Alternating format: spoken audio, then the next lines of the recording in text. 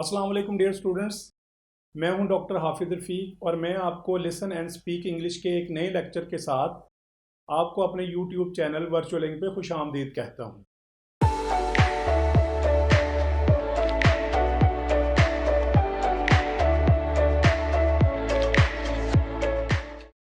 Welcome back dear students. तो आइए आज का लेक्चर शुरू करते हैं। लिसन एंड स्पीक इंग्लिश यानी उर्दू सुने और अंग्रेजी बोले सीरीज में आज हम लेक्चर नंबर 20 यानी सबक नंबर 20 शुरू कर रहे हैं। और सबसे पहले हम सीखेंगे 4 letter words name of things. तो ये देखें, यहाँ पर हम इस पिक्चर में बाल नजर आ रहे हैं, तो बालों को इंग्लिश में क्या कहते हैं? कहते हैं hair. HAIR, hair. HAIR, hair. HAIR, hair.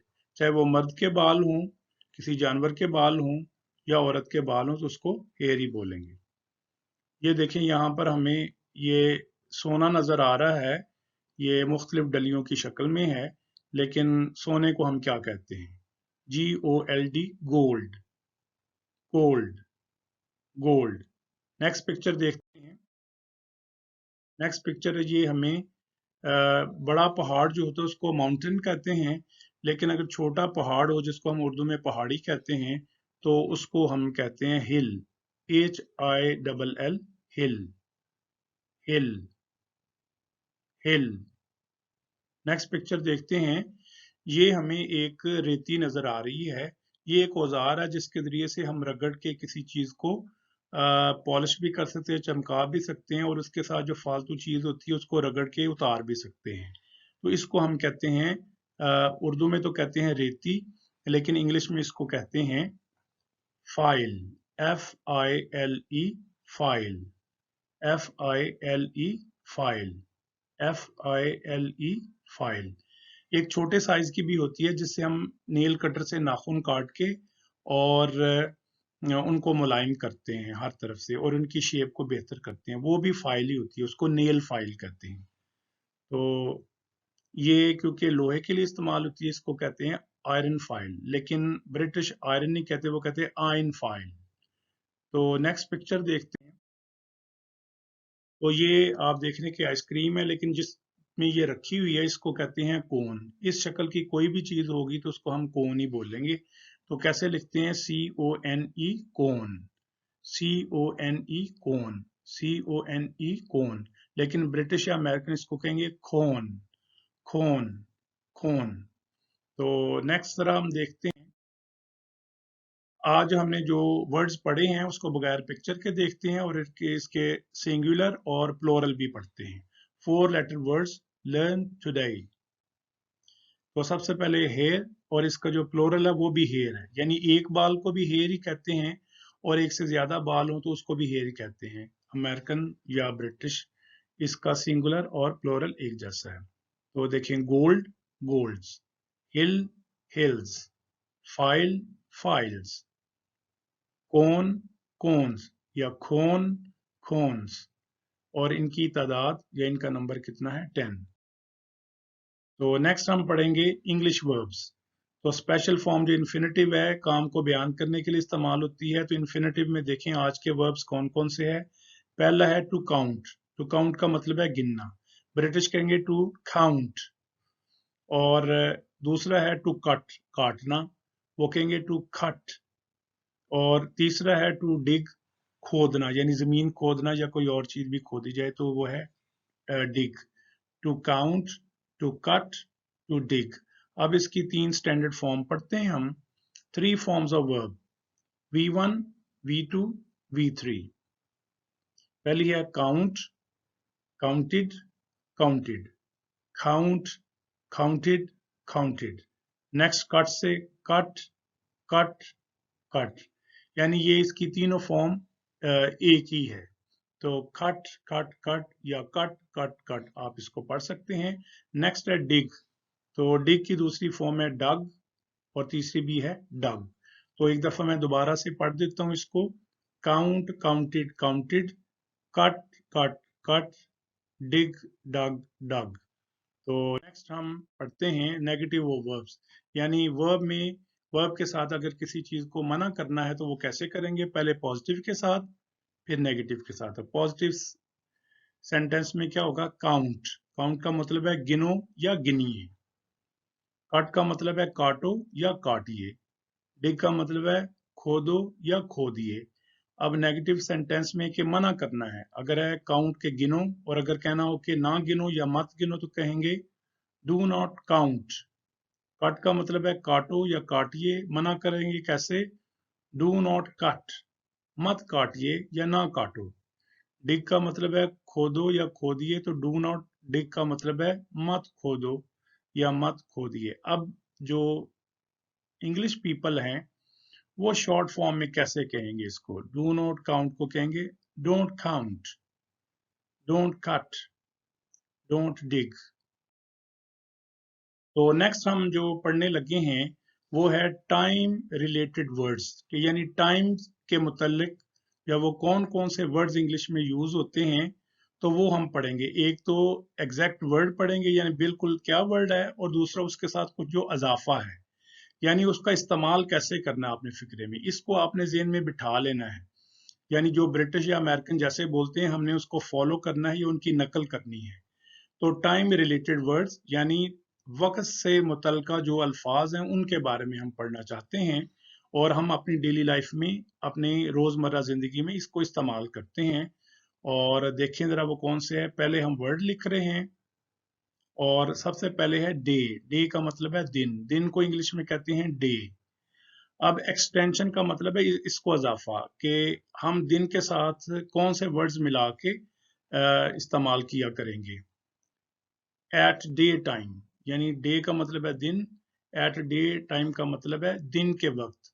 आपने यहाँ पर एट ही इस्तेमाल करना है, जैसे जैसे मैं लिख रहा हूँ वैसे वैसे आप इसमें इस्तेमाल करना है। अगर आप इसकी जगह पे कोई और वर्ड लगाएंगे तो ये इसके मीनिंग तब्दील हो जाएंगे या वो गलत होगा। तो आपने इसको याद कर लेना है कि डे टाइम से पहले एट आता है, ए टी एट। और इसको इस तरह से भी लिखा जाता है इन द डे, यानी कि दिन में। इन द डे का मतलब है दिन में। एट डे टाइम का मतलब है कि दिन के वक्त। यानी अगर हमें इंग्लिश में कहना हो दिन के वक्त तो हम कहेंगे एट डे टाइम। और अगर हमें ये कहना हो कि दिन में तो इसको कहेंगे इन द डे। अब ये जो वर्ड है THE, ये बड़ा ही इंपॉर्टेंट है। इसका इस्तेमाल मुख्तलिफ जगह पे मुख्तलिफ है। इसको दो तरह से बोला जाता है, इसको दी भी बोला जाता है और दा भी बोला जाता है। लेकिन हम जो पंजाबी लोग हैं या उर्दू बोलने वाले हैं वो दा को बहुत लंबा कर देते हैं। दा, दा नहीं कहना, इसको कहना द। और दी को भी दी छोटा सा कहना है। लेकिन दा कहाँ पे बोलेंगे और दी कहाँ पे बोलेंगे, ये मैंने बताने के लिए लंबा किया है। द और दी कहाँ पे बोलेंगे ये मैं एक्सप्लेन करता हूँ। लेकिन डे के साथ क्या वर्ड आएंगे एक्सटेंशन में? At day time, in the day. अब है नाइट। रात को कहते हैं नाइट, और रात के वक्त कहना हो तो उसको कहेंगे एट नाइट। इन नाइट नहीं कहना, ऑन नाइट नहीं कहना। जैसे लिखा हुआ वैसे आपने याद कर लेना है, क्योंकि ब्रिटिश और अमेरिकन ऐसे ही बोलते हैं। रात के वक्त अगर कहना हो तो एट नाइट कहेंगे। लेकिन जब हम सेंटेंसेस में यूज करेंगे तो फिर आपको ये बहुत ज्यादा क्लियर हो जाएगा। तो ये देखें, ये लिखा हुआ है MORNING। इसको कहते हैं यहाँ पर हम पंजाबी लोग या उर्दू बोलने वाले हमारे मुल्क में लोग इसको कहते हैं मॉर्निंग, और कुछ लोग इसको मार्निंग कहते हैं। ना आपने इसको मार्निंग कहना है और ना इसने आपने इसको मॉर्निंग कहना है। आर को वो ब्रिटिश जो है वो बिल्कुल नहीं बोलते, इसको कहते हैं मॉर्निंग। तो आपने सुबह को क्या कहना है इंग्लिश में? मॉर्निंग। मॉर्निंग नहीं कहना और मॉर्निंग नहीं कहना आपने, क्योंकि आपने अच्छी गुफ्तगू से अपना तासुर किसी के ऊपर बेहतर देना है, तो इसको हम कहेंगे मॉर्निंग। तो सुबह को कहेंगे मॉर्निंग, और सुबह के वक्त हम कहेंगे in the morning. In the morning, यहां पर मैं इसको द पढ़ रहा हूं। इन द मॉर्निंग यानी सुबह के वक्त। एट नाइट का मतलब है रात के वक्त। एट डे टाइम दिन के वक्त। इन द डे दिन में। तो डे का मतलब है दिन, नाइट का मतलब है रात, और मॉर्निंग का मतलब है सुबह। तो ये आपने एक्सटेंशन यानी इसमें इजाफा भी याद कर लेना अच्छी तरह से। नेक्स्ट जरा देखते हैं, ये है अर्ली मॉर्निंग, यानी इसका मतलब है सुबह सवेरे या सुबह सवेर। तो इसके लिए क्या होगा अर्ली मॉर्निंग के साथ, अर्ली इन द मॉर्निंग, इसका मतलब है सुबह सवेर के वक्त, अर्ली इन द मॉर्निंग। यानी अगर किसी को कहना हो कि सुबह सवेरे आओ तो हम कहेंगे कम अर्ली इन द मॉर्निंग। तो ये बाद में हम पढ़ेंगे, लेकिन आप इस एक्सटेंशन को याद कर लीजिए ऐसे ही। तो जैसे आपने चीज़ों के नाम याद किए हैं, अपना नाम याद किया है, भाई बहनों के नाम याद किए, इस तरह से आपने ये अल्फाज भी याद कर लेने, ये वर्ड्स भी याद कर लेने हैं। ब्रिटिश इसको ऐसे ही बोलते हैं। हम बगैर ग्रामर के पढ़ रहे हैं, क्योंकि ग्रामर पढ़ते पढ़ते उधर ही बहुत देर हो जाती है। तो हमने स्पोकन इंग्लिश जो है वो सीखनी है, तो आप इसको एज इट इज याद कर लीजिए। नेक्स्ट देखते हैं, नेक्स्ट वर्ड है नून। दोपहर को कहते हैं नून, और दोपहर के वक्त को क्या कहेंगे, एट नून। यानी अगर किसी को कहना हो कि दोपहर के वक्त आओ तो हम कहेंगे कम एट नून। इसको बाद में देखते हैं। सपहर यानी शाम और दोपहर के दरमियान का जो वक्त होता है उसको कहते हैं सपहर, और ये इसको कहते हैं आफ्टरनून। और यहाँ पर लिखा हुआ है, ये देखें, ये THE, इसको मैं पहले दा पढ़ता रहा हूँ, अब मैं इसको दी पढ़ता रहा हूँ। अगर THE के आगे कोई ऐसा वर्ड आ रहा हो जो कि वाउल साउंड से स्टार्ट हो रहा हो, तो आपने उसको दा नहीं पढ़ना, उसको आपने दी पढ़ना है। ये है इन the afternoon. In the afternoon का वक्त है कि सुपहर में या सपहर के वक्त। आफ्टरनून सपहर, इन दी आफ्टरनून सपहर के वक्त या सपहर में। तो नेक्स्ट जरा देखते हैं इवनिंग। शाम को कहते हैं इवनिंग। तो शाम के वक्त किसी को अगर बुलाना हो तो शाम के वक्त को क्या कहेंगे, in the evening. In the evening, दा नहीं कहना आपने इसको, इन द आफ्टरनून ही कहना आपने इसको, इन द आफ्टरनून कहना है। और यहाँ पर इन द इवनिंग नहीं कहना आपने, इन द इवनिंग कहना है, क्योंकि THE के बाद वाउल साउंड वाला वर्ड आ रहा है। तो नेक्स्ट जरा देखते हैं मिडनाइट। आधी रात को कहते हैं मिडनाइट, और आधी रात के वक्त को क्या कहेंगे, एट मिडनाइट, कि आधी रात पर या आधी रात में। नेक्स्ट जरा देखते हैं क्या है मिड डे, आधा दिन, आधे दिन को, यानी 12 बजे के, इसको मिड डे कहते हैं। एट मिड डे, कि कम एट मिड डे, कि आधे दिन के वक्त आइए। तो अब हमारा जो लेसन है वो ख़त्म होने के करीब है, और आज का the sentence of the day है, ये लिखा हुआ है फॉलो ट्रैफिक रूल्स। फॉलो का मतलब होता है पाबंदी कीजिए या अपनाइए। ट्रैफिक क्या होती है, हम रोड पे जा रहे होते हैं तो बसेस, दूसरी कारें, गाड़ियां, मोटरसाइकिल, साइकिलें और दूसरी जो है वो व्हीकल्स जा रही होती हैं, तो इन सब को मिला के हम कहते हैं ट्रैफिक। तो अगर हम कवानीन की पाबंदी नहीं करेंगे तो एक्सीडेंट होने के बहुत ज़्यादा ख़तरात हैं, बहुत ज़्यादा ख़तरा है। तो हमें क्या करना चाहिए, जो ट्रैफिक के रूल्स हैं, जो ट्रैफिक के कवानीन हैं, उनको अपनाना चाहिए। तो अगर हम किसी को कहें कि ट्रैफिक के जो कवानीन हैं उसको अपनाइए, तो इंग्लिश में उसको कैसे कहेंगे, हम कहेंगे फॉलो ट्रैफिक रूल्स।